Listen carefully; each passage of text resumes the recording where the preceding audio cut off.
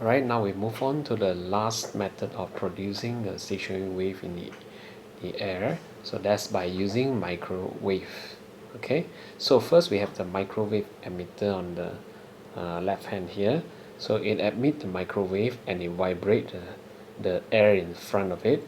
So that air, that wave will get reflected here, and therefore when this incident and reflected wave they overlap, then they will give you the stationary wave. So the text here say distance moved by the detector between the two successive nodes is half the wavelength. So because microwave, right, you really don't see them, okay, and you cannot hear also, you cannot see, you cannot hear, so you need a detector. That's why this probe detector, and then you connect to a meter. So this meter can be a CRO that has a screen, right, that convert the microwave into an electrical signal, and then you can see the waves there. Okay, so but you cannot just place there, you have to move the detector along in between, along a line in between the microwave and also the metal reflector. Okay, so you move it, so let's say you move it starting from here. Okay, you move it along all the way until somewhere here. Then on your CRO screen, you will detect some high voltage signal, and then will be some low voltage signal, and then you go to zero voltage, and then you go to negative, and then you come out again, you reach zero. Basically on the screen you will see this, okay, of a CRO. So this is the screen of CRO. So when it shows you this signal, that means that it arrived at an antinode in the stationary wave form. Whereas when it shows zero here, return to this zero line, that shows that it had reached and the node. Okay, this is the antinode, and this is node on the stationary wave set up by the microwave. Okay, and so on. Okay, so distance moved by two detectors between the successive nodes is half the wavelength. Okay, it's half the wavelength.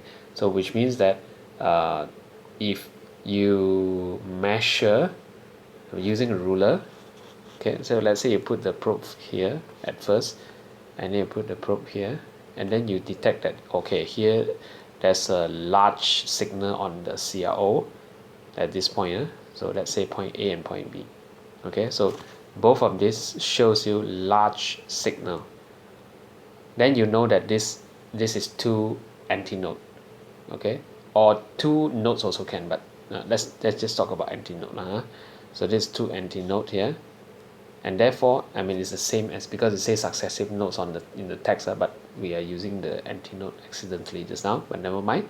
So that shows that this one is actually at somewhere like this. Okay, the wave would go on, of course. Okay, so you can according to the second sentence here, you need to draw this in between here. Okay, you just draw a few of these loops in between here, then you can start labeling them, and you can follow my explanation here. All right, so between these two, that is the half the wavelength. Okay, you can use a probe with a CRO readout to decide at which point that you should measure the length. Okay, so using a ruler here, as you move this is a ruler, so as you move the probe, right, you can measure how long have your probe has moved. Let's say 5 cm. Okay, in between the two A, then the 5 cm is half the wavelength, and then we can say that the wavelength is 2 times of 5 cm, which is 10 cm. Okay, something like that. All right, we move on to some example. So in this example, we have a standing wave. Standing wave, the meaning is same as a stationary wave. Stationary wave. Okay, that's the same thing. No worries about that. It says that this line, the one that I'm trying to draw here, is the position of the string at t equals to 0, and then at t equals to 10 millisecond, it will be at the other side of it. Okay, so it takes 10 milliseconds to move from this line to this line. What is the time period of the oscillation?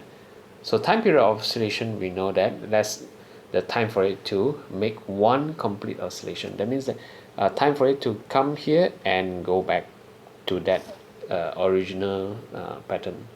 That will be 2 times of 10 millisecond. So therefore it's 20 millisecond. So take 10 millisecond go down, then 10 millisecond go up. So that's 20 millisecond. That's one period. Sketch the appearance of the string at 5 millisecond. So 5 millisecond, then you can anticipate that. So if point X is here at 0, then at 5 millisecond it should be here, and therefore 10 millisecond it should be here. Therefore all the points would move to the same point. So they will move to this line here that I'm trying to draw here. So all the X and Y, and those on the same string there, they will move to this line in the middle there at 5 millisecond, and that's the appearance. There's a straight line there. What is the phase difference between point X and Y? So remember earlier we said just now, the adjacent loop, the phase difference is always pi radian. As always pi radian. Okay, because when X is here, Y is here. When Y is here, X will move to here, and so do the other points there. Okay. Calculate the speed of the transverse wave on this string. Okay, so we can make use of V equals to F lambda. Given that the half the wavelength, 300 mm is half the wavelength, then you get a wavelength as 600 mm. Then from the period just now, you can change to frequency, or you can just straight away V equals to lambda divided by T.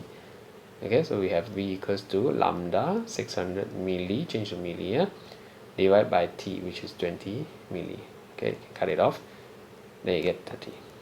So the speed is 30 meters per second. Alright, next one. Okay, so we have 1.8 meter is fixed at both ends, so that's a wire fixed at both ends. Tension is such that wire is plugged with transverse wave of 300 millimeter per second is propagated along the wire and form standing wave, which is stationary wave, by the reflection at the end. 3 antinodes are formed. Okay, sketch appearance of the vibrating wire. So you have 3 antinodes, but it's fixed at both ends. So once it's fixed at both ends, the fixed ends there, it must be always node. Okay, 2 ends at nodes, and then in between you have 3 antinodes. So how would it look like? You try first before you play the video until you reach my answer. Yeah, so you pause for a while. Okay, so it should be something like that, 2 nodes and 3 antinodes, and therefore it should be another 2 nodes in between the antinodes, and therefore the pattern or the appearance should be something like that. Okay, I mean you should draw the the dotted line for the other one, just to indicate that appears later. What is its frequency of vibration? Okay, we are not given the time period, therefore we need to find from the V equals to F lambda. Do we have the V? Yes, we have the 300 meter per second. Do we have the lambda? Not exactly, but we can deduce that. So that is for the 3 lambda over 2, as in 1.5 lambda, we have 1.8 meters. So each of them is 0.6, and therefore wavelength is 1.2.